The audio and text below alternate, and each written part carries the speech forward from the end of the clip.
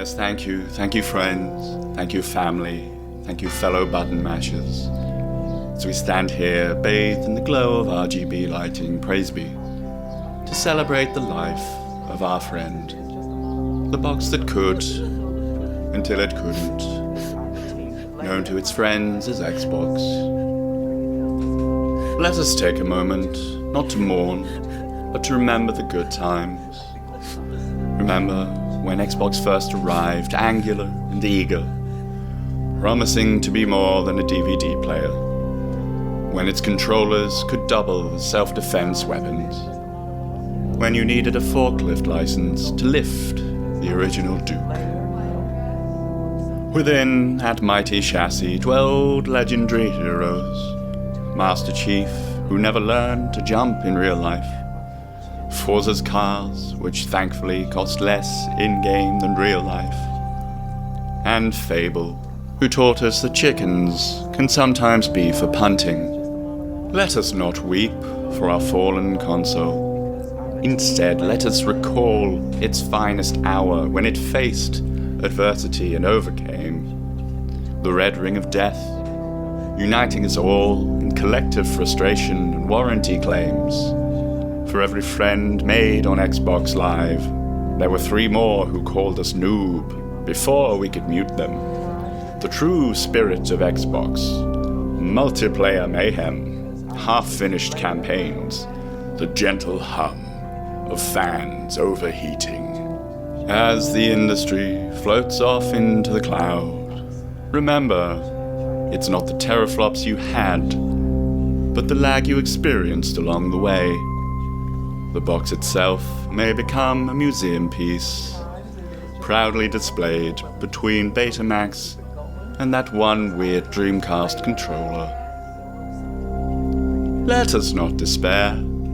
Game Pass is now our scripture. The Xbox legacy is immortal, living on in every unfinished side quest and every unopened loot box across the globe. Perhaps one day someone will reboot the franchise, accidentally make it cool again. Or perhaps it will simply live on as a meme in our Neuralink adult minds as we play FIFA 2018. The edition, not the year. So as we say goodbye, let us not grieve, but laugh. May flights of digital Spartans meme thee to thy rest, dear Xbox. And remember, in the cloud, nobody can see you rage quit. Amen, and join me in pressing F.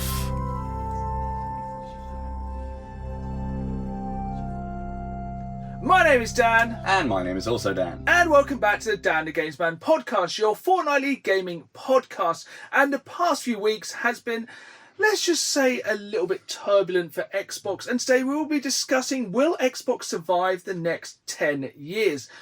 But short term, Dan, what have you been playing this week?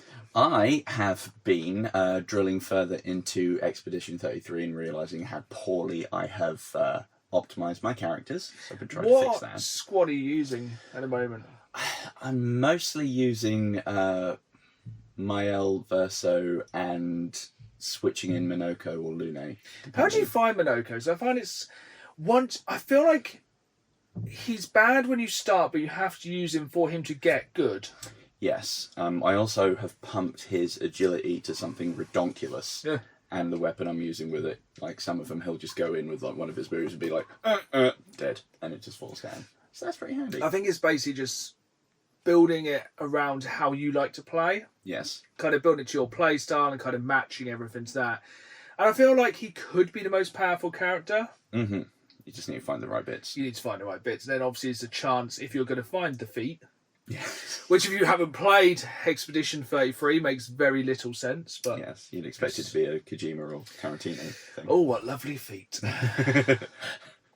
But yes, other than that, I've been learning to play actual Pokemon TCG, not Pocket. So Oh, that's actual fun. real world. Yeah. So that's been fun. That's quite interesting. How are you? Have you built your own deck? Are you using a pre-built or? I'm slowly building my own one whilst my friend sort of teaches me and is like lending me. See, I've never played the physical edition of Pokemon TCG, only the online game, which I'm still playing. I'm enjoying the new Eevee themed deck, Samesies. which is quite fun.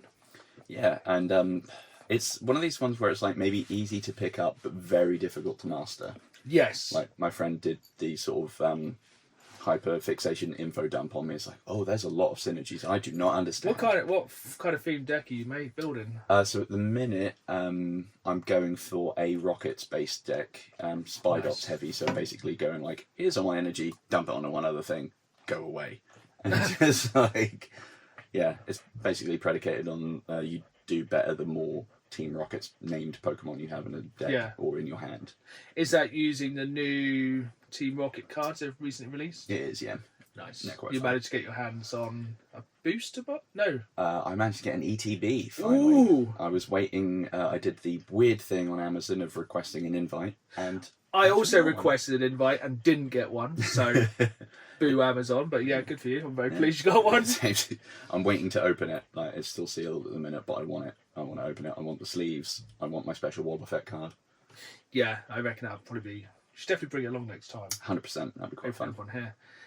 So a little bit of Expedition 33, a little bit of real life Pokemon cards. Anything else? Limbo, baby. We will get to Limbo in a minute. I just want to go through. So I've been playing. I played quite a lot this week. So I think.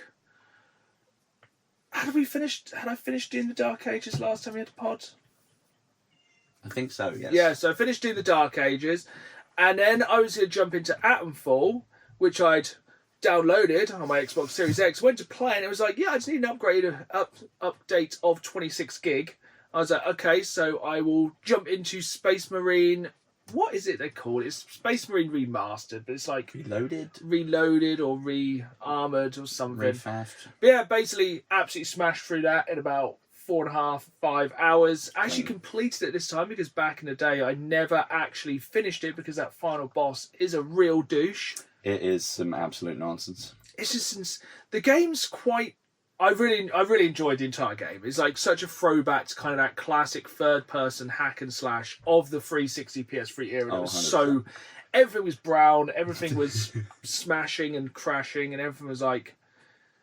It's such a game of an age. It feels so kind of not detached, but it feels you can tell there's like over a decade between Space Marine 1 and 2. Oh yeah, 100%. And it was a really fun game. It's on Games Pass if you want to try it. It is very much just a remaster. The graphics are slightly improved. I feel like that's about it. It didn't feel any different. Maybe there's some small kind of quality of life, but I couldn't pick up on them. Mm-hmm. But yeah, it's a really fun game. I much prefer killing the orcs, except for the rocket boys, is it? Who like have the rocket launchers on their back. They're really annoying after a while. Yeah, I'm quite irritating. I feel like the game's like tries to get you to use different guns, but I mainly just use the las cannon and the bolter, regardless of what the game wanted me to do. And also further in, slight spoilers for a game that's over a decade old, when Chaos turn up and the kind of cultists, they are about as grenade happy as the Nazis were in Call of Duty World War II. And they had them to spare. They were just like, for you. Yeah, that was a very grenade heavy game. They get very grenade heavy, but their grenades are nowhere near. They don't really do a lot because, they're just silly little cultists and just get ripped apart. Yeah. But yeah, final boss is still a bag of dicks. It's incredibly annoying. It's basically, you can fight me in one-to-one combat once you kill my army of annoying people. So basically it sends out 4 waves. I think it's 4 waves after you have like every kind of enemy in the game. It's incredibly annoying. There's no checkpoint between. You basically have to have a perfect 10-minute run without dying. And then it has one of the most ridiculous. Can you remember the ending sequence? I can't actually. When you're falling off the tower, just beating this guy to death on the way down, and you slowly chop both his arms off, and then I think you poke his eye in or like crush his skull. It's proper Warhammer. It's very heavy metal, grimdark. And then basically the end is like, yeah, you're probably Chaos. We're just gonna arrest you, and obviously you're on Space Marine 2. Yeah, go to the Death Watch.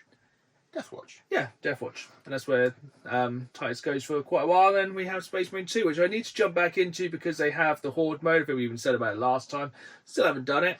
Because as soon as I finished Space Marine Re-Blasted, I jumped straight into Atomfall. Oh, yes. And you played a little bit of launch, didn't you? I did, yes. I think I jumped on it straight away on day one. And then got easily distracted. I did. I got very easily distracted. This game is perfect for me because it's like, here is just a post-apocalyptic England. Have at it. Yep. It's like you can basically go anywhere from the start. There's probably areas you shouldn't go from the start, but you can go there. I like how there is like missions where the missions are quite organic, how you'll find like notes or clues or people will tell you about something that might be going on. You can go and like wander there. And like a little bit more natural exploration. Yeah, and it very much, I know they were like, oh, please don't call it Fallout England, but it's Fallout Cumbria. It basically is Fallout Cumbria. Like, it's just what it is. It's incredibly, I love just kind of exploring. I think it's a game that really rewards exploration. Oh, totally. I think if you just stick to the main storyline, you can probably hammer it very quickly.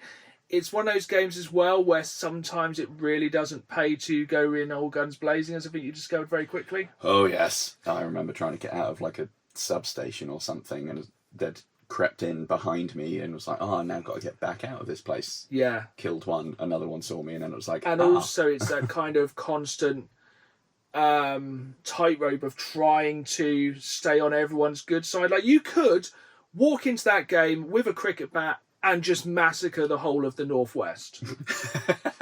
Yes. You could just kill every single person. Yeah. If you had the skills. Like, the giant robots would probably disagree. I think they'd have one or two large words to say about it. But theoretically, you could just obliterate everyone in the game and go, oh, that's how it ended. Yeah. Yeah, there's lots of different factions. I definitely don't trust the druids. Well, I think that's a good rule to have in general. And I also don't trust the mysterious voice who's consistently on the telephone and sometimes in your brain. That doesn't sound like a trustworthy voice. Yeah, it's like, I've played Baldur's Gate. I know this ends in like squid sex and weird betrayal. Yeah, that's probably what's going to happen. But yeah, really, really enjoying that. Yeah, that's one I think I do need to get into once I finally get through Expedition 33. Yeah, but there's better problems to have. But 100%. Speaking of games, onto Limbo. Limbo, Our baby. Dan the Games Man short game club game of the fortnight last time. Every fortnight we try and complete a short game together and then we discuss it in full on the next episode. And boy, do I have some things to say about this game, and they're not going to be popular. There's many good things I can say about it, but also it's one of the most strangely stressful and anxiety-inducing and frustrating games I've played in a while. It definitely has that consistent feel of anxiety and uneasiness with the kind of black and white graphics, the sound effects, the kind of not knowing where death is coming from because it's probably coming in 30 seconds away at any time. Yeah, the stuttering light at basically every second of the game, some way or another. It's definitely a game which has a constantly uneasy feeling. Yes. But it was a very strangely enjoyable experience. I was glad I played it. I would disagree.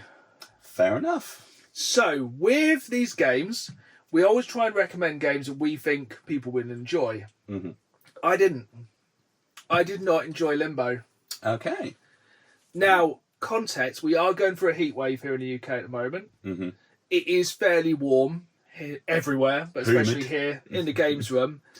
And, oh boy, that game pushed my buttons. That's a good point, actually. Yeah, heat and frustrating gameplay. Yeah. And the pixel perfect jumps, the timing, the insta-deaths. Yes. I have never known a game with so many insta-deaths. I really hated how inconsistent the climbing was at times. Yeah. Sometimes he'd instantly mantle things. Other times he'd just do a little bitch pull up and you're like... Some of the physics-based bits, the swinging pipes, remind me. The swinging pipes are incredibly annoying. What actually broke me was the 2 box when you like got the swords that go along the floor, you have to push the boxes and jump, and the absolute pixel perfect jumps you had to pull off. And I am not a very good platform gamer. Same. It's historically, and I retired about halfway through the game. Yeah, you have to like stack one crate on the other. Then do you know what really nearly pushed me to the edge? You know, you have to stack the 2 blocks. Mm-hmm. I've got a clip of this. I will put it on the YouTube channel. One of them fell 1 pixel to the side and hit me in the head, and I died. I went, do you know what? I'm out. This is a game. I don't think I've ever died as many times as I have playing this game, because a lot of it is trial and error. Yeah, you just have to throw. It's kind of really emo Super Meat Boy. Yeah. It's just like Super Meat Boy, where you're trying to survive, but the only way to find out if you will survive is by dying and going, okay, I won't do that. Yeah, basically. It's basically Darwinism, the game. Yeah. There's a bit that I did go back and I did finish it, but there was one bit where I was like, I'll see how much I can get through, and just turned it off for the night. Because it was, the bit with like the ladder on the wheels, where you had to then like turn on the thing at the right time to get it to come up and jump, and took me forever to do it. How hard did it get in the end? It got to the last like little bit, and I had to look up a guide because some of it was there was stupid. some bits which make very little sense. Yeah, it's like you don't really you think it's gonna be kind of a side-scrolling, jumping kind of game, but there's a lot of puzzle, an incredible amount of puzzle elements. Yeah, there's some just weird, like the physics in it at times kind of felt sensible and real worldy, and other times it was really stupid. Also, some of those jumps just like, no, didn't make it. It's like, I did. It's like, you didn't. It's like... But I did that, didn't I? But one advantage of playing on the Xbox Series X, the quick load. There is that, yeah. But yeah, it's not one that I enjoyed. And I know sometimes when to walk... That's one thing I've matured as a gamer. I know when to step away from something that is just winding me up. Yeah. And more power to you for finishing it. Yeah, it was close at one point because I did this awkward jump. It's like, right, cool, okay, now I'll go and jump and pull on this switch, and then what that does is immediately electrocute the floor under you. Then you drop. There's so many cool, so many bits like that. It's just like, you'll die now, and it's like, why? And it's like, yeah, you're dead. And it's like, okay, cool. Because literally, some of them are so. I think that's one of the things that wound me up. Some of the deaths, some of them are justified. Like if you just do something wrong. But so many deaths in that game are unjustified. It's just like you'll jump and just go floor's electric. You go, why? There was one towards the end, like you get this weird gravity thing coming on at one point, and I finally figured out how to like get this thing to come back to give me the rope and then turn the gravity back off so it went down the thing. Cool, great. But then the end of the track is just like, oh, by the way, spikes. And like, yeah. oh. Quite a gory game, really. Yeah, to see like a 9-year-old just get bodied repeatedly. Does it really ever explain the story? Or is it just not overtly? Just the world hates this person. Yeah, it's basically the very last bit of it. You go and find who I presume is your sister at the bottom of a tree house or something. And I think the implication is, because like the last bit you do is like busting through this window in a way that is maybe like, okay, what actually happened was you both crashed out of this treehouse and died. Because then once you finish it, I don't know if it was beforehand to be honest, but once you finish it, I noticed that on the start screen, it's the same as the very ending screen of the game, but there's 2 little piles and what looks like flies. Oh, lovely. So both kids are dead. So that's fun. Perfect. As ends another happy adventure on Dan the Games Man Game Club of the fortnight. Well then. Let's carry on that great fun with setting up our next Game Club game for the fortnight. Is going to be Little Nightmares, which boy. I'm sure... I don't know how this one has fallen by my radar for so long, but I didn't realise it's actually... I think it's under 5... It can be done in under 5 hours. Nice. And I think Little Nightmares 3 is coming out soon, so I think it's a good time to jump on it. It is... Once again on Games Pass, clean, because it's just like a farm for short games. Yeah, I did find a couple of other like little backup ones. That one of them looks like it might be funny, but we'll save that one. Yeah, so yeah, we're gonna go with the hilarious, fun time Jape Little Nightmares. So yeah, we'll be completing that over the next 2 weeks. I will hopefully complete that one, and then unless I start biting my controller again. And then we'll be discussing that on the next episode of the podcast. But we're going to go on to some news. We'll start off with hopefully some slightly cheering news before we go on to what could be the slow demise of Xbox. I'll throw it back to you to begin. So, everyone needs to brace themselves because I'm finally going to bring up a topic I've never done before. And that is Helldivers 2! Freedom never sleeps! We are getting a new war bond and it looks ridiculous. It looks inspired by Illuminate tech. Yes, I have seen this. It's somehow even more damaging than the one that came with like the suicide armor. Because you've got like what looks like a backpack that uses quantum black holes. Yes. Might explode. Isn't there also an armor set which if you die it's like, no you didn't. Yes. Yeah. So basically zombie armor. Yep. So I guess basically like they've used whatever the Illuminate used to make the voteless. Yeah. I think the interesting thing would be when you extract, if you die and then the armor brings you back, when you extract, do you die again? Huh. And does it count as a like thingy? Yeah. Do you count as extracting? Good question. I reckon yes, because the armor would hold the super samples, which is all that really matters. That's all that matters for super. Democracy. And like some of the guns are ridiculous as well. There's like a multi-barreled thing that you can fire all of them at once, but they will yeet you into last week. The trailer's well worth watching. Yeah, isn't it the gun that more? The entire trailer looks absolutely insane and so stupid, and I'm 100% here for it. Would you like a plasma cannon? Yes. Will it explode if I hold it for too long? Don't worry about that. So that's exciting. I'm looking forward to jumping back into that. Maybe to teach some of our baby Helldivers when they come over for reinforcements. Yeah, it'd be good to see the Xbox players coming over very soon. If that drops on Games Pass, which I don't think it will, but I reckon it's already. I think it's getting some big numbers for pre-orders. Yeah, I have seen a lot of people in the communities already being like, if I see anyone team killing people just because they're on Xbox, I have a bullet with your name on it. Yeah, it's gonna. I think that first week could be mad, and I just know that Joel will put some insane something happening that week. Oh yeah, 100%. I reckon we might have like a second Battle of Super Earth or something, or like even the invasion of Cyberstan that week. That would be cool. I would deploy for that. I think we'll definitely be back on the front line. But going on to this is a great segue. So NASA have discovered, this is brand new news. We're recording this on Wednesday. Obviously, the podcast drops on Fridays, every other Friday. And last night, so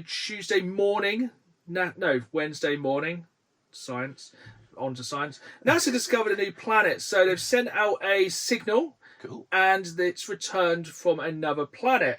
That's in. This is a planet which is, let me just get the entire stats, because this is very, very fresh news. It is 2 times larger and 4 times heavier than Earth, and a year is only 4 days. It is 154 light years away. To put that into perspective, it would take a car driving at 60 miles an hour about 2 billion years to get there. So this planet is sending out a strange signal, and this planet is called Super Earth. So NASA has discovered Super Earth. I did send you a TikTok this morning, but I deleted it so you could enjoy it on the. Yeah, so Super Earth has sent out a distress signal. Oh god! This is not. This is not Helldivers news. This is real world news. Super Earth has sent a signal. That's pretty cool. Is it though? Well, that's a good point. So, they said what? Have they just like bounced a signal back that we've done, or I think it's a satellite sent out a signal. It bounced back off Super Earth. Okay. Presumably, it says democracy. I terrible time to make that joke, but genuine news. But back to you. It's been quite a slow week of news, but that last night. I want to know what like the sort of composition of that is. Is this the one where they're going to be like colony? I expect America will invade it soon. I think it's oceans, ice caps. I think it's basically just Earth, but Super Earth. Oh well, we are getting overpopulated and burnt out. Road trip. Join the Helldivers. That's you. So back to my other new obsession of real life, Pokemon. At the time of record, so Wednesday, as Dan mentioned, tomorrow the new set, I believe, is dropping, and it's a dual set, so it's Black Bolt and White Flare. Oh, is this mobile or new cards? New cards, physical boys. Oh wow, that is sooner than I expected. I know, right? Like, I think we got maybe a window at some point, and I was like, oh, actually, no, here it is. So I think people have said tomorrow, possibly Friday. But yeah, it's going to be a dual set, so you need to dabble in both if you want to catch them all, which is kind of fun. It's like, I like that. When you got black or white on DS, which is pretty fun. And I can't remember the stats, but apparently there is going to be a huge amount of alternates and like illustration rares and shinies and whatnot. So it's not going to be so much of just bulk and the occasional alternate art. So they're going to get scalped to high heaven. Yeah, I can't wait to not be able to buy one. Yeah, I was going to say, can you actually order them now? Are they gone? Anytime I've tried to do a pre-order, they're just like, we'll let you know. But my gamble is going to be, I live very close to a one-stop, so tomorrow morning I'm just going to go down there straight away. Yeah, that is a Down the Games Man podcast top tip. If you are looking for random, rare new packs of Pokemon cards, head to One Stop if you're in the UK. They have them surprisingly often. The weird thing is, One Stop is like a child company of Tesco, but if you go to Tesco, they don't seem to get the new ones. No, sometimes they have in the toy section, but it's normally older ones and like kind of free card booster packs. That's the ones, yeah. It's very strange. But yeah, when Destined Rivals came out, I went in there and they had some like right off the bat, but somebody had bought them all. Yeah. It's like, hey, I want to be a stupid man child. Let me buy them.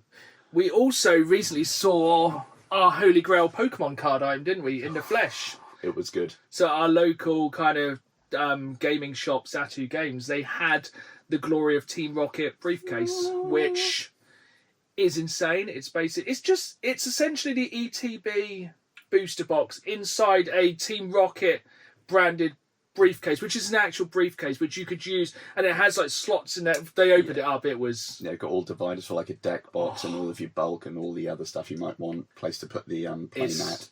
It's the pimpingest thing I've ever seen. And how much was it?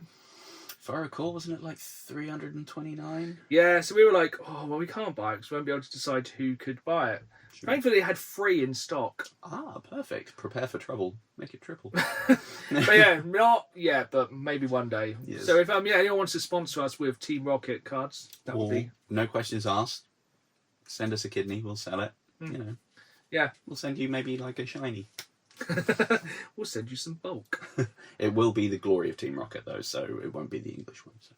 Yes, it was a Japanese one, but they get all the cool Pokemon stuff.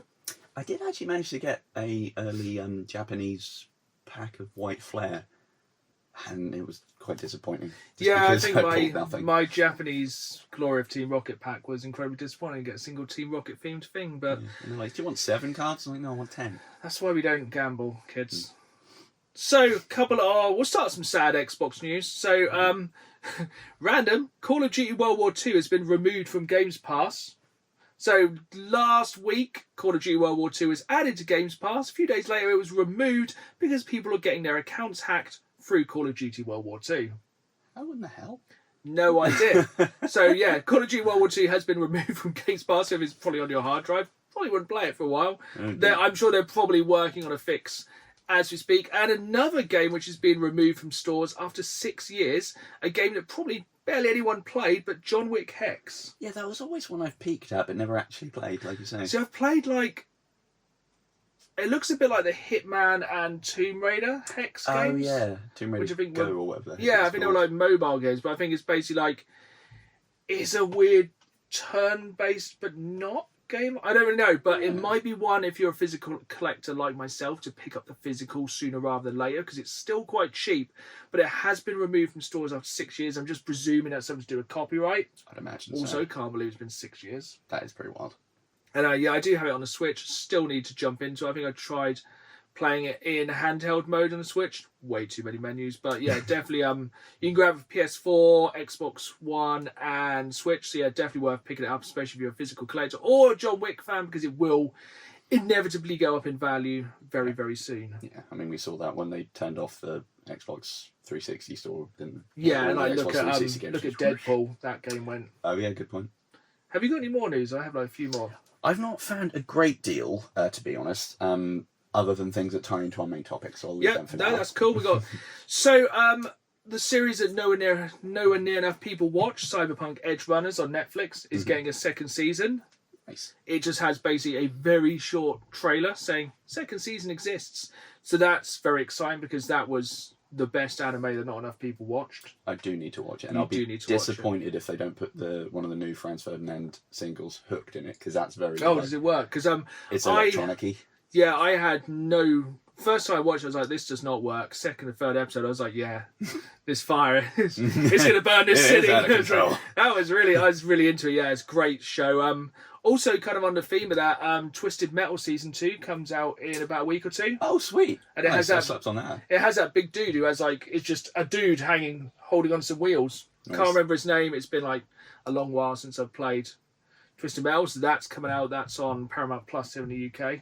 So that's quite exciting. But yeah, my final piece of news is we all know that Resident Evil 9 was announced recently. Oh, yes.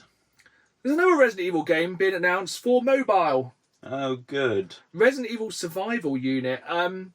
Survived this unit. There is a 10-minute trailer. Skip the first 6 minutes. It's God. just a guy talking about not a great deal. There's not a lot of information, but the merchant from Resident Evil 4 was in it, so sold. And yeah, I expect it to be massive in Japan. Oh, 100%. But yeah, it looks pretty good. Looks Give it a like look. kind of decent graphics. Looks more old school Resident Evil than new. I half wonder if it'll basically just be like the Mercenaries mode. That would make sense. But yeah, that's developing news. But I think the biggest news of the past 2 weeks was the PlayStation State of Plays. We had a Ghost of Yotei special. Yes. Now, I'd actually ask you this. Have you played Ghost of Tsushima?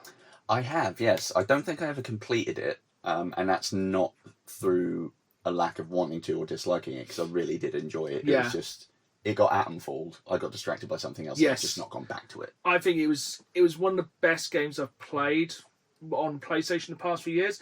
I think in a year where PlayStation exclusive launches are that, like, PlayStation is dry at the moment. Yes. It is several Like, it is crackers drier dry. than Britain at the moment. Like, it is dry outside. The grass is yellow, but PlayStation's grass is dead. Yes. Fun random fact about real life. The other day at work, me and Dan had to deal with a spontaneous brush fire. Yes, because it is that dry. But yeah, Ghost of Yotei looks absolutely amazing. Like, because I played Ghost of Tsushima on PlayStation 5. I played the Game of the Year edition, and even that being kind of remastered, I use that term so loosely, going from PlayStation 4 to PlayStation 5, but that was one of the best looking games I've still played to this day. It was sexy. It's a beautiful looking game. And did you ever put it on Kurosawa mode? No, but I know with the new one they have dropped a lot of new kind of modes as well. man. Like I can't remember exactly what the modes are called, but there's one which adds more mud and blood. Yeah, oh god, I'd butcher it, but yeah, Yeah. it zooms in a lot more on combat, doesn't it? Yeah. I want that. And I think a lot of people are saying it looks very, very much like Assassin's Creed Shadows, which neither of us have played. Yeah, which But I feel like Assassin's Creed Shadows maybe just look a lot like Ghost of Tsushima. yeah, I think the thing is, I think it basically, Ghost of Tsushima took what Assassin's Creed have done for so many years, ran with it, and made it better. Yeah. But this one looks absolutely amazing. This could be a day one pre-order for me. It does. It looks Just very because fun. then the PlayStation can have something to do other than just sit there looking pretty. But I think the thing that really makes it stand aside for me is very much when you kind of get these big open world games, they can turn into these check boxes. Go to base, clear their base, kill the boss, find collectibles, unlock weapon, go to next boss. But this one, I think it more doesn't really use it, lets you do it in your own order. So essentially you're trying to hunt down the something six, and they killed your family because Was it just like the Yotei 6 or something? it might be, yeah.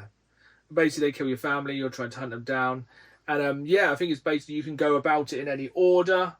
I think you can use the map very much like in kind of Zelda Breath of the Wild, where you can use like a viewfinder to like see something. Yes. And then I absolutely loved in that game how you could follow the wind rather than the big arrow above your head going, go this way. Yeah. There's like you just follow the wind and it just looks. Yeah. Still directs you, but then isn't intrusive. Yeah. That's And I think like there's little things like you can play your own way, like there's loads more different weapons by the looks of things. I really like Big Sword. Big Sword looks fun. for just a. It looked like about a 5-foot sword, didn't it? Yeah, I like in the trailer. It's like, oh yeah, for big enemies, you want your Odachi. It's like, well, it's the size of a Buick, so yeah, I think I would. Yeah, that looks. And also that one where you kind of, it looks like a flail, but it's, yeah, that looks well cool. like there's this bit where you see the main protagonist and she like throws this weapon and it like kind of wraps around his throat, like pulls them back, and there's spurts. It's a violent game, isn't it? Yes, Because, and yeah, the new weapons look really good. And I just feel like one of the main things I always hate about these games when you have to kind of backtrack to go to like settlements to buy stuff or to see characters. But now the characters come to you at like camp, so it's a lot more organic. Yeah, you can make camp and then like various instructors or senseis or merchants will come to you if there's like useful upgrades or skills you can learn. Yeah. And you can kind of build the character how you want. Like you can kind of go more samurai, or you can go Bushido, or kind of what's the other one? Like very ninja-y, I guess. Yeah. Be a lot more sneaky, stabby. So yeah, it looks like you can basically play, you could go in with big armor and just do the thing you like and go Sushima's like, come on. It's just like, and just get the enemies to run to you. It's so satisfying when they run and you count and you just stand there and they just stumble past you. So satisfying. I like as well that the little bit you saw of that mechanic, it was when, I've forgotten her name already. The protagonist also has the wolf, so you're both waiting there. Yes. The guys charge and you're like, "Rah!" And The kills wolf them. looks really good. Oh, And, that wolf. You look a good boy. entire game looks absolutely incredible. I would say, unlike the controllers and the special edition PlayStation. Yeah, I was going to ask about that because I know you're usually quite keen on a special edition controller. So I didn't know where you stood on that one. Part of me likes it 'cause it's kind of for anyone who hasn't seen it, it's like kind of a watercolor, kind of traditional Japanese. Yeah, like, Is it Mount Fuji? yeah, and there's like this sort of what is it, where they like repair things with like gold inlay as well. Like that Yes, kind of vibe it to looks. But when you kind of catch it out of the corner of your eye, it looks. Catch it is works quite well because it actually looks a bit like poop smear. And that's just the design. It's just not, I don't think it's it's the white with the kind of goldy brown. I think there's another colour as well. Mm. Definitely worth checking out, trust me, it does. I won't be able to unsee that. No, so yeah, I'll just ruin that for the whole team. But yeah, I'm very excited for that game. I think it looks fantastic, even like down to the menus where rather than having like a list of, I need to see this person, I need to see this person, I need to see this person, it's like you basically build your wolf pack, which again, sick name. 100%. And yeah. I quite liked, it's not quite as freeform as Atomfall, but I like that you can go and get little sort of hint cards on like where to then direct as well. Yes. So again, not being like arrow. And also you can like kind of do the bounties and stuff like that. Yeah. Some of them look quite fun. Did you notice the guy, he was like something the Hungry, one of the boss fights, his like samurai mask was a big old pig. Yes. That was quite cool. Yeah, and I like the guy you went after like Black Powder something. Oh yeah. Because obviously we have a gun in this one now. Yeah, the Tanganeshima, which I've only ever seen in Metal Gear Solid 4. Guns of the Patriots. Makes me think of Duran. But yeah, very excited for that one. I think it comes out in October, and yeah, it'd be nice to have something out on PlayStation. Yeah, it's been a while. But we will we'll be talking more about PlayStation versus PlayStation a little bit mainly about Xbox after our Reddit story. Ooh, here we go. So every podcast, my wife finds a new story from the dark corners of Reddit. And yeah, that I have not read these until now. And we have another today I fudged up by doing anything I want with my friend if I won games of Mario Kart against her. This sounds incredibly unsuitable for work, but they normally are safe, but that does not sound it. So, today I fudged up by doing anything I want with my friend if I won games of Mario Kart against her. My friend and I would enjoy playing video games together, but on several occasions she would want to set up the stakes and make things more interesting. Her proposal was that if she won a game of Mario Kart against me, she could do anything she wanted with me, and if I won, I could do anything I wanted with her. Little did she know how good I was at Mario Kart. Already sounds so problematic on. It's harmless enough. angles. I'd win the race. I'd say things like, "You got to talk like Wario for the next race," or "I get to borrow your DVDs," most of which was wildly amusing and diabolical for me to ask of her. But the thing The thing about it is that I kept winning, and being the Dover words, I thought I was on a hot streak, getting all the free stuff from her, and played it up like I was some kind of pompous court jester gallivanting across the courtyard. Every now and again, she'd put the same offer back on the table, and I'd keep winning, and she would make her frustrations known the more she kept losing racing in Mario Kart. It didn't help that I'd brag about my victories with our circle of friends, celebrating with invisible trophies and spraying imaginary champagne. That's a new level of smugness. It wouldn't be until we were older and grown apart that she would disclose to me that she was a little upset by the whole thing, because she would practice playing Mario Kart for hours before racing against me in the hopes of winning. And the reason she wanted to win was because she found me to be handsome and didn't know how to initiate this attraction she had. The whole time she was hoping I would ask her for a kiss from whenever I would win, but me being the dumbass, I kept asking to borrow her Linkin Park albums and to draw buff kittens with sleeve tattoos. Oh, I really wish I knew how old this person was. Oh, and Lord. I fear it's older than you'd expect. I think so. So not only did I miss my shot with my friend, I also broke her heart with every time I would clench victory from her on the final lap, performing a miracle last second, overtake maneuver or crackling like a cartoon villain whenever the spiky blue shell of doom would nuke her dreams. So that started off seeming like it was going to be problematic. So this is a family-friendly podcast, so if anyone thought that wasn't going to be that, then shame on you. It was an attempt at romance that went wrong. Top comment, youth is wasted on the young. Oh, good heavens. Oh, that's like... Yeah, a lot of the comments was I was worried this was going to be him making unwanted sexual advances. A lot of it's cringe. Yeah. That kills me a bit inside, to be honest. No top comment. Wow, you really can't take a hint. All he had to do was just lose one race. Never! Imagine. It's like, I am never losing this race. I'm never going to lose. Oof. But yeah, some people. That's painful. That's been on a soul deep level. So talking of, we are going to go on to our main topic of conversation at this time, and it is a bit of it's not a fantastic subject. No. It is the state of Xbox at the moment, and the question is, will Xbox survive? Basically, the topic is, will Xbox survive the next 10 years? Yes, and the use of the word state, I think, is quite apt. Because Yeah. it is in one.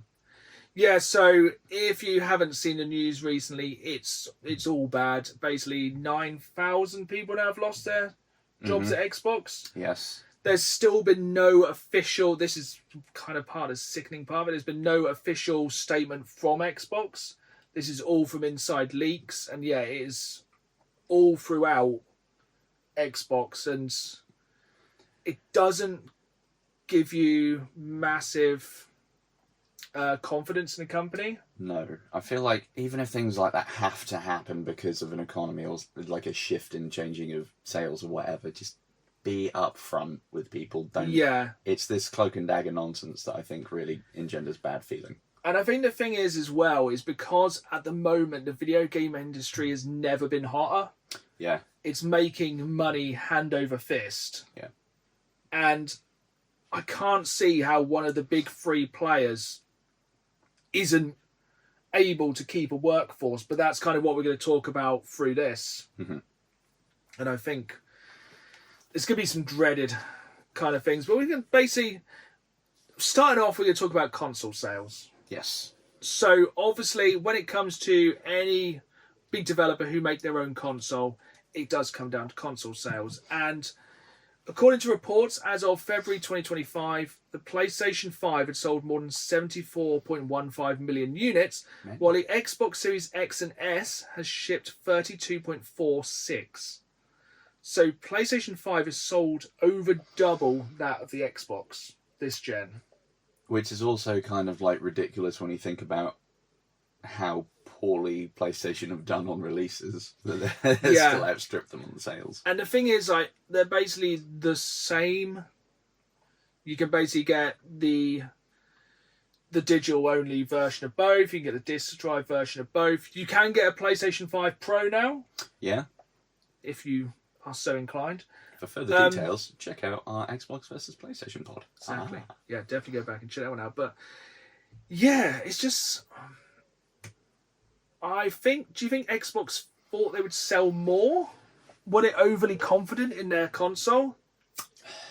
I mean, I guess they've got such a weird marketing thing half the time as well. Yeah, maybe they thought they would, but with how they handle any sort of release or any PR aspect of things, they really screw the pooch on it. Yeah, I think this is going to kind of be a running theme throughout this topic, is Xbox's strange decisions as of late. Yeah. This is an Xbox is one of the worst advertising campaigns I've ever seen in my entire life. And I guess it raises the question, are they running with that because hardware sales are doing so badly, or are they not pushing hardware sales because what they're trying to do is aim for getting Games Pass, getting Xbox as a system on everything else rather than the physicals? Again, I think this is going to be a continuous theme. I feel like Xbox don't know what they're doing. Yep.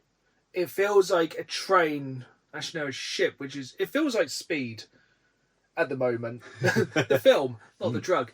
It feels like they're just careering forward and don't really know where they're going. Yes, a lot of their decisions recently really reflect that. Like, do they want you to buy an Xbox? Are they going to make Games Pass like a Netflix subscription service, which you can get on everything?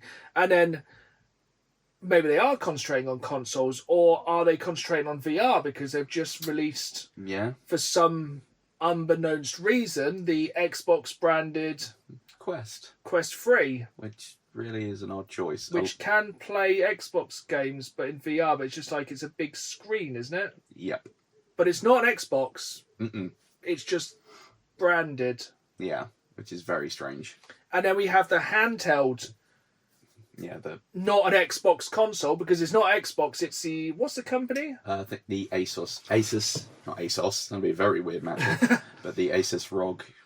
Which isn't the Xbox handheld. No, which I don't know whether that's been canned now, whether they're going to just test reception of this other one, but I feel like if you've got a sort of foot in each world kind of one, no one's going to really bother with the main solely first party. It kind of feels like they're trying to stretch themselves too thin.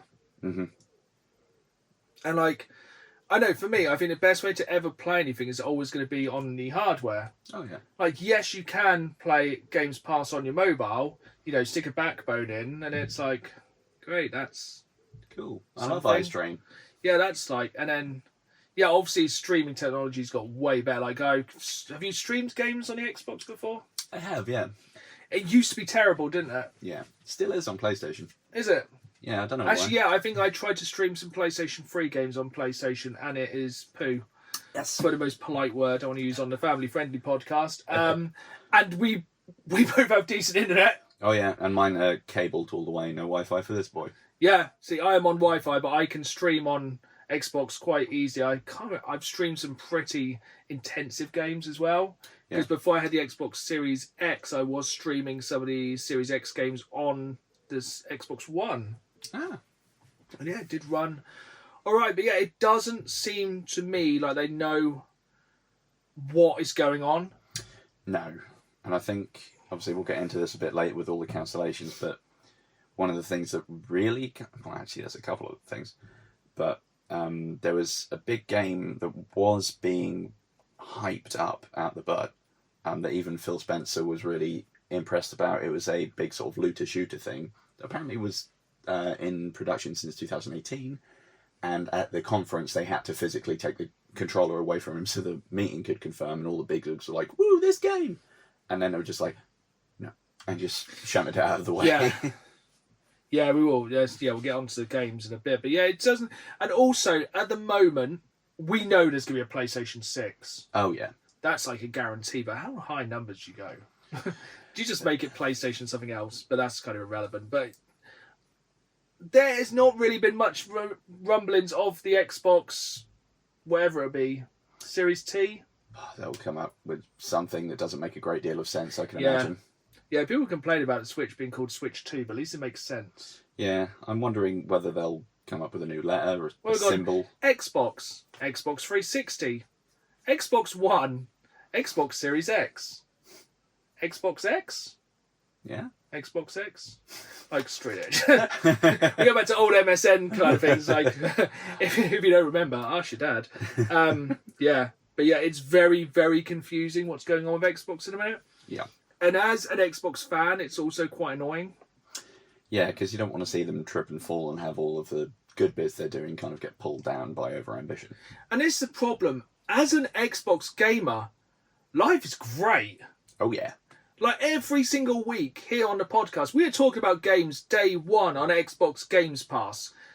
It is easily 90% of my gaming is done on the Xbox. 100%. Because most of the games are day one on a Games Pass. And Games Pass, I think without Games Pass, Xbox would be absolutely dead in the water.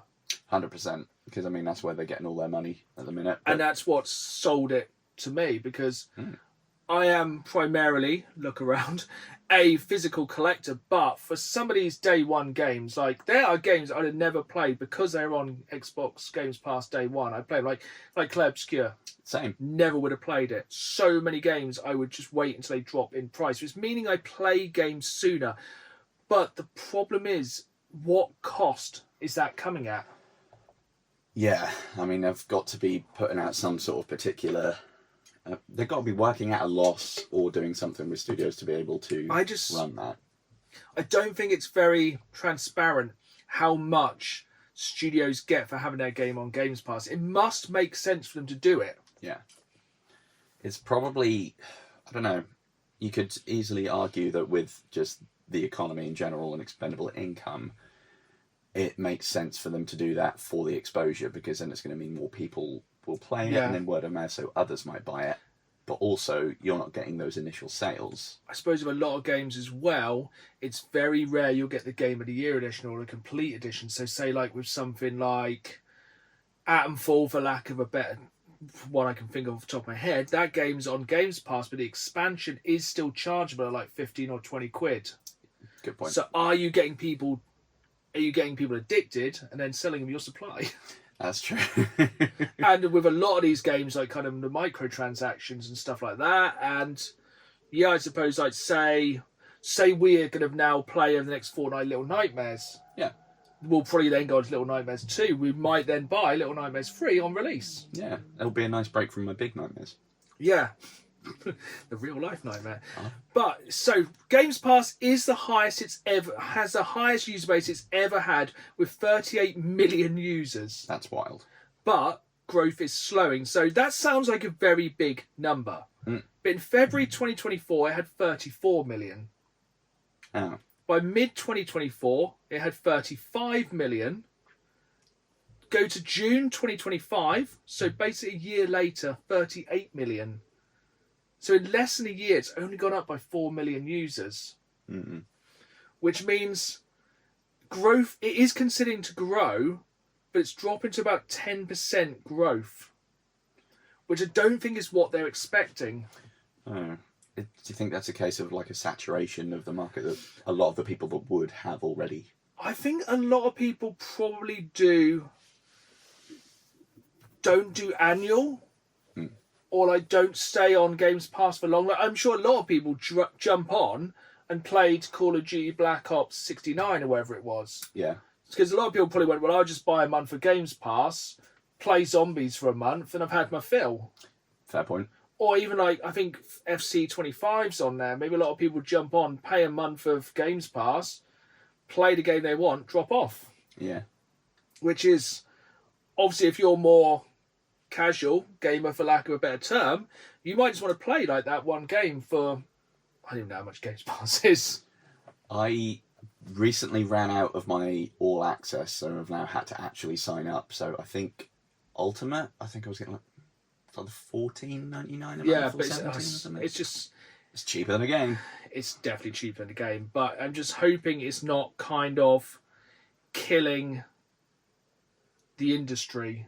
Yeah. With that, because the industry, as we've seen, is massively struggling. But we'll kind of jump back to that in a bit. But I think this for me, as a gamer, take away all the politics, all the jobs, all the studios, is the main problem with Xbox in 2025. and it sounds crazy, but stick with me, is the lack of first-party exclusives. The big games. It has been years since we've had a Halo. Yeah, what? Halo Infinite. Oh, yeah. Which fell... I enjoyed Halo Infinite. I thought it was a great game. Yeah. Didn't set the world on fire, though. Right. It's been a long while since we've had a Gears of War. Yes. I still haven't heard any more about E-Day, have we? 2025. But then also Gears of War, they're remastering the first Gears of War for PlayStation 5, which we talked about in the previous episodes. We won't go on to the PlayStation versus Xbox thing again. But yeah, so that's interesting. And also a lot of these Xbox first-party exclusives, like Forza Horizon 5 was the highest-selling game on PlayStation the past month or two. Yeah, it at least equaled Astro Bot, didn't it? At like 2.9 million. I think it's now since overtaken, which is crazy. The highest-selling game, I think, on PlayStation this year is an Xbox game. Outstrip things like AC Shadows, and one of the wild things about that is, what is it even called? Take 10 or 10?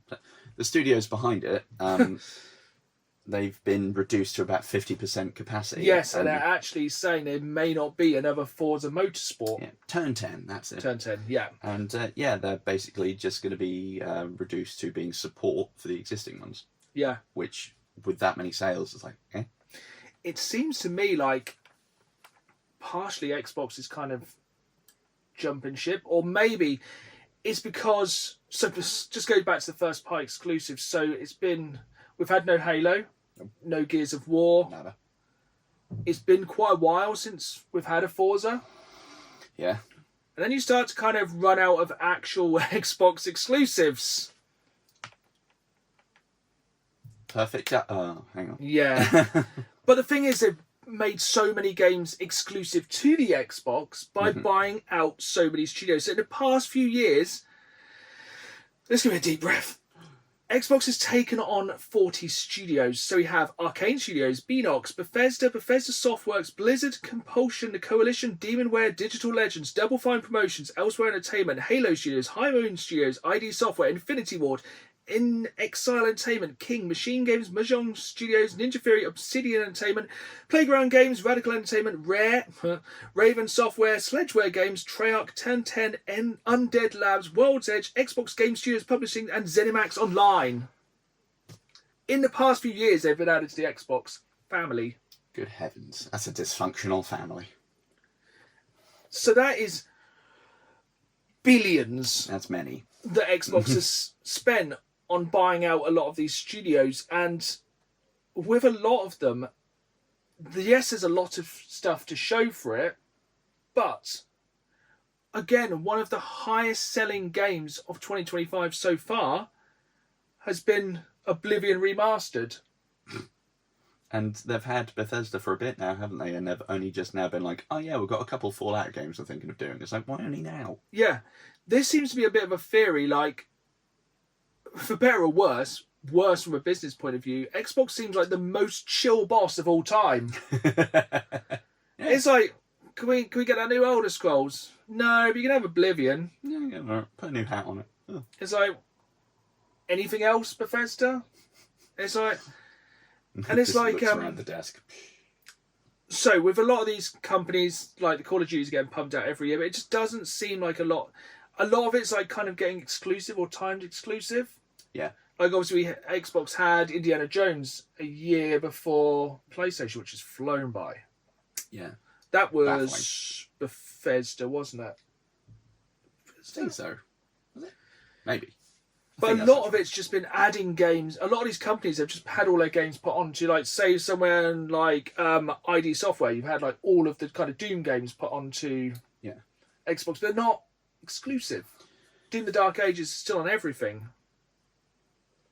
And sort of off the back of that, I think we might have mentioned them last episode or around it. One of the founders of id Software, was it John Romero? Yes. Romero Games, so all of his unhinged stuff like D4, Dark Dreams Don't Die, he was getting a load of funding from Xbox, and then it was just like, no, and pulled the rug out from him. Yes, so that kind of takes us on to all the lost jobs and cancelled games. So his studio is now no longer financially backed by Xbox, but they are still going to be releasing a new game. Oh, okay. Sure, that'll be unhinged. I think we'll probably have to just throw money out. But yeah, so the kind of the bad thing, earlier, I think it was a week or so ago, Xbox laid off over 9,000 people across Microsoft's global workforce, which is estimated to be around 228,000 people work for Xbox. Something less than half these cuts are at Xbox, which suggests about 4,000 people within the gaming division may have been affected. And straight away, we kind of started to get the cancelled games. Like you said about Turn 10 have essentially just been broken down to stop working on a new Forza Motorsport because the last one didn't. I just don't think it hit as hard. And they've kind of been moved back onto doing Forza Horizon. And then we've got Rare, obviously, which, I mean, they kind of disappeared for ages and then came back. And was it Everwild? That's no longer happening. Which they've been working on since 2014. Which, damn. And now they're going to be reduced to just, was it support for Sea of Thieves for the most part? Yeah, which still makes money. Again, hand over fist. Yeah. Have you played Sea of Thieves? Yes. Yeah. I haven't touched it in a while, but... No, but it's on season 20-something now. Jesus. It's like, this is the worrying thing. Like, a lot of these companies just going to be basically made for doing live service games. Like, our Turn 10 just going to do content for Forza Horizon until the new one rolls around. Are Rare just going to make cosmetics for Sea of Thieves forever? Yeah, new pirate hats. It's like... But, like, with the Perfect Dark game, that was being made by the Initiative... Okay. No, the Initiative, who were people from, I think it was like Treyarch, Bethesda, ID, like basically a who's who of games people. And they were making this Perfect Dark remake, but they've been making it since 2018. Don't rush the process, but have a little bit of...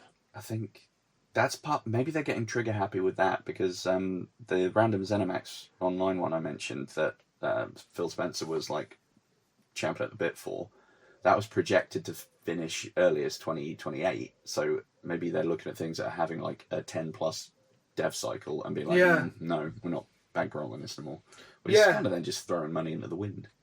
Because I think games like Ghost of Tsushima take about 5 or 6 years to get their sequel, which still is quite a long while. But at least if you know it's coming, and you can do directs and states of play and stuff to kind of keep the hype train going. But when you announce a game, like GTA is a prime example, you can announce it like 5 years early, but you need to see a little bit of something.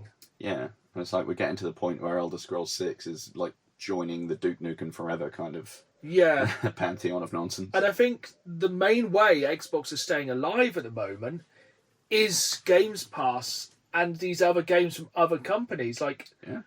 I think what we're seeing is kind of slowly the death of the AAA game and the kind of the resurgence of the AA game, like your Helldivers, which was a 30 quid game, which cost significantly less than a lot of games to make. Expedition 33, which cost a lot less to make and a lot less to sell. Like, I think some of these, maybe we are kind of seeing the death of these AAA games that have like billions of pounds budgets, and you're only going to get like your GTAs. And to some extent, your Call of Duties, which are guaranteed money spinners, because we've seen so many large budget games haven't delivered. It kind of reminds me of like how DC made the Batgirl film. Oh, yeah. And they'd rather kill it than release it. Yeah, which is wild. It's all about like, was Perfect Dark absolute rubbish? I mean, like you said about spreading things too thin, maybe it's kind of like it's gone too far and recoiling a bit, because I mean, we reached the outer edges with getting our first quadruple A game of Skull and Bones, which is an absolute honking mess. And now it seems like the double A's are doing better.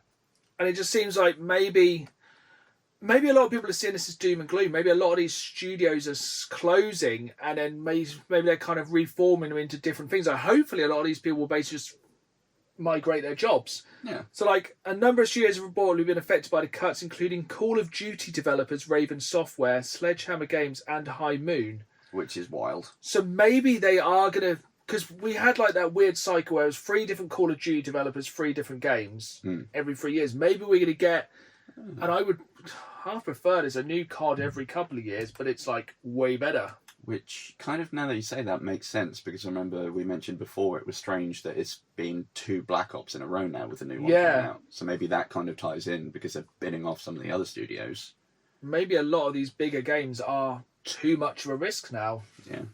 Financially and everything. Because the thing is, it's not just developing the game, it's getting it out to the people, advertising it. Because one thing with PlayStation, like, if you've been to the cinema recently, I'm sure you've probably seen a trailer for a PlayStation game. Yep. And they're big. They are big. They go flashy. Yeah, PlayStation will put the budget and maybe Xbox doesn't. And, you know, maybe that's kind of where we're at. Maybe a lot of it is companies are having to rein in what they're doing. And maybe that's what we've seen with PlayStation. They are releasing much bigger games much less often. Yeah, they're sort of holding back the resources and not spaffing it all over the place. And maybe that's like a better way for people to do it. And it is less of a risk because then we're just, you know, they're not losing money. Yeah, because I think, I mean, Ghost of Yotei is going to be a license to print money. I think that's going to do well because I liked GOT, but this looks far and away so much better. Just it looks so it fun, looks like clean. basic. It looks the difference between Assassin's Creed 1 and 2. Yeah. Because Assassin's Creed 1 was like, this is an idea, this is perfect, this is building on it. Yeah. I remember Assassin's Creed 1 was really weird and it was, I don't know, something poorly optimised that playing it just always made my PS3 go, too hot, and die. It's like, really? Yeah. You've got like 2 textures. There was some really weird things with PlayStation 3 and it not liking things. But it's a weird one with Xbox. It's like, I feel like we've been spoiled so much with so many new games on Games Pass and have tried to give people everything they want, but maybe it has come at a cost. Yeah. And, you know, at the end of the day, sometimes maybe we should expect slightly less. You know, we don't need a massive AAA game every month. Yeah. Or every 2 weeks it's been at times.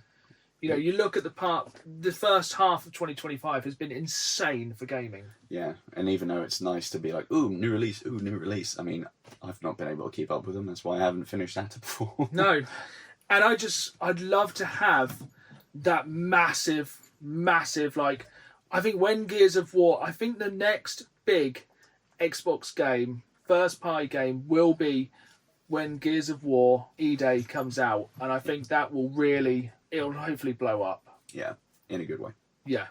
But that's the thing, there has not been a massive Xbox. I think that's what it boils down to. It boils down to the first party exclusives. Yeah. And there hasn't been a new one for so long. And I think people are... It doesn't really bother me the fact that Xbox is getting watered down and going to other consoles because, you know, maybe it would be better off at the end of the day if it was just games console and it just played games. Yeah, to be fair. It would make deciding things a lot easier and it'd be easier to have one subscription rather than a bunch. It's just strange how every single console is doing something totally different at the minute. Xbox have everything. PlayStation have one game very, very rarely. Yeah. Then there's Nintendo who just does their own thing all the time, doesn't care. It's Nintendo, like it, love it, don't care. They will just release their big game about every 6 months. Pretty much. Forever. And I half wonder if what Nintendo do is I expect Nintendo are running... I think Xbox are always running behind where they haven't got stuff ready. I reckon Nintendo have... Like, the next big Nintendo game is Donkey Kong that comes out. That'll be out by the time this podcast is out. Looks fantastic. That's only the second big release on Switch 2. That's been out a couple of months. Yeah. And then the next big release will probably be Pokemon XY, which I reckon is done. Oh, I think so. I reckon it's done. And I think that's the thing with Nintendo.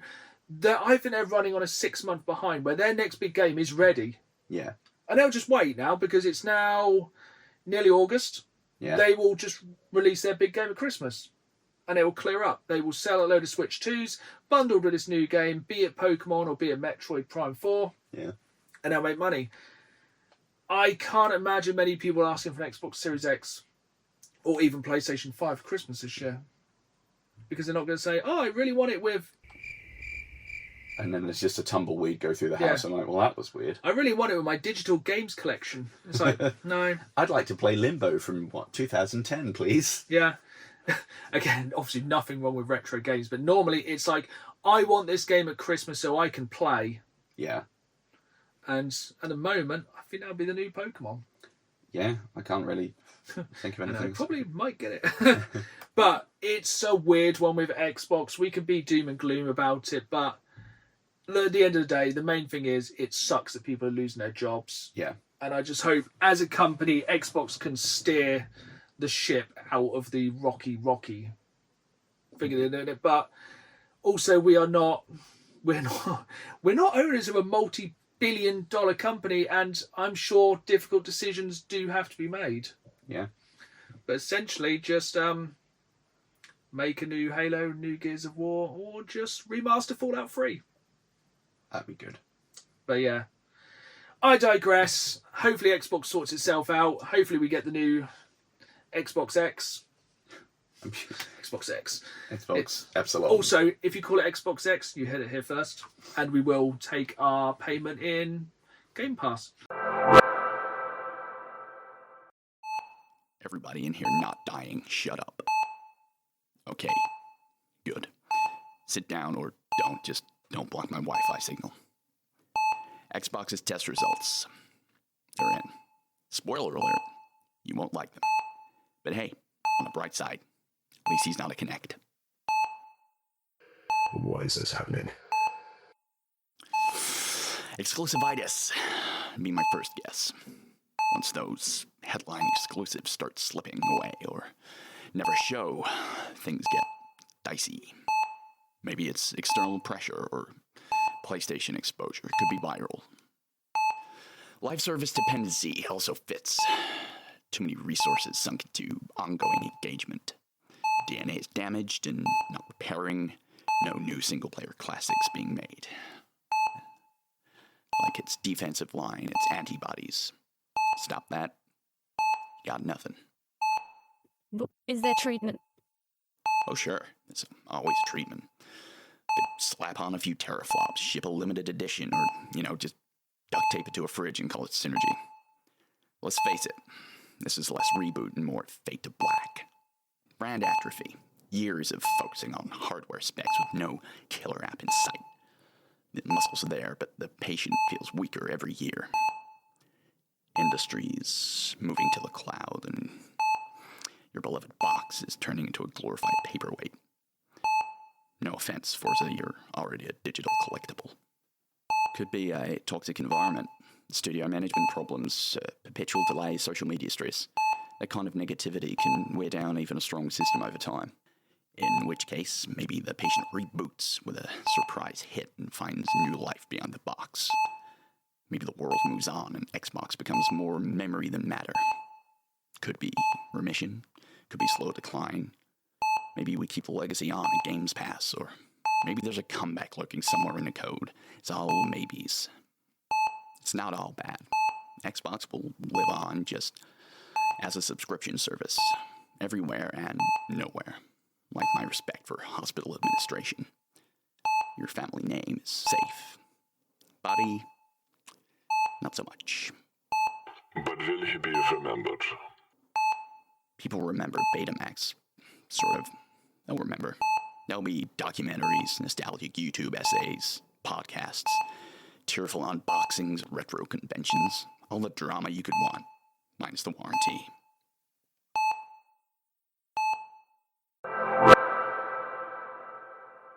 Yeah.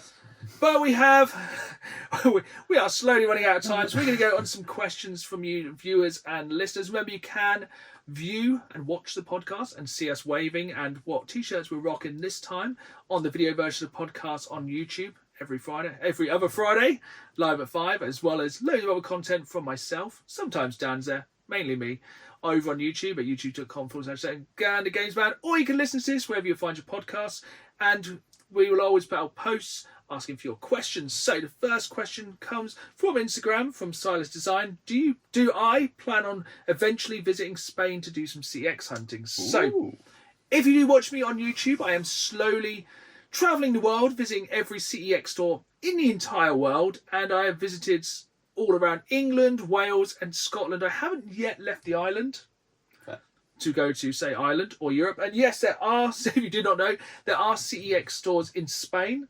There are CEX stores in Australia. That one I knew about. Didn't know about Spain. Yeah. I'm sure there's many other countries. There's no longer CEX stores in Holland. Oh. They all closed because they were getting armed robbed. In People Holland, were armed of all robbering them.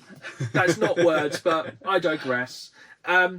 Yes, eventually, again, if somebody would like to sponsor me to go to Spain, to go to CX, and to go to CX, that'd be incredible. But yeah, basically, whenever I travel somewhere, I'll visit all the CX stores in that area. I've been around England, Wales, Scotland. Hopefully go to Ireland by the end of the year. You heard it here first, but yeah. Next random question from an old co-worker of ours, Kurt. Hey. He's been asking what 3 games we're currently playing, and do we miss him? On the spot, but yes, we miss you. Yes, we hope you're well. Yeah, we've been playing many games. We kind of have our constant rotation, which is how we started the episode. So we won't end it as well, because that'll go round in a bit of a strange circle. Cyclical. The snake eating its own tail. But yeah, you know, we're always gaming. We always miss you. Yeah. I know you're a very keen gamer yourself. Let us know what you've been playing. We'll throw it back to you. Our question to you. And the last one is from Adibor. Adibor? How do you reckon? Idibo? Yeah, let's go that. Thingy. And their question is there anything you regret not collecting or wish you'd started collecting but just haven't? Hopes and dreams. Do you wish you'd started collecting Pokemon cards back in the day when you were a wee man and never stopped and just kept them sealed? And Yeah, I wish, at the very least, kept the massive ice cream tub full of things, because I had some that would, even at a PSA 3... I feel like every time this comes back to things you've lost to your childhood. Yes. every episode sponsored by Games. Dan's childhood trauma. Yes. Just to be clear, I don't think you had a terrible childhood. I think you just lost many of your childhood collectibles. Yes, and my innocence. But, Mega Drive games, Pokemon cards, action figures. yes. Oh, God, I had so many of the Ghostbusters cartoon stuff that were very well loved. Yeah. Yeah, that'd probably go for a lot on collectibles. I think a lot of it would be... I wish I'd started game collecting. So I've been game collecting for, God, nearly a decade now. Collecting stuff, as you can see in the room. This is a small amount you can see behind me. It goes all the way over there into another wing. It's many. Let me sound like, we're just going to need to take go just down the parlour through the conservatory. I'll take the shuttle. In the games mansion. But no, it's just a room. Stay humble. Yeah, so I do really wish I'd started collecting Pokemon cards earlier and just video games in general earlier before the boom. Yeah, because some of the ones from like Sun and Moon, those packs are expensive, man. Because we're seeing Pokemon cards from like the 2010s being expensive now. Or I kind of wish, something I still don't do, I kind of wish every time I bought a new pack, I bought a new pack and just kept it sealed. Yeah, I've not been doing that. I ought to have. But no, here's my wife behind us who is strong enough to buy. She's been buying Pokemon chests as long as I can remember and keeping them sealed. And some of those are pretty tasty now. Like the Detective Pikachu one is sealed.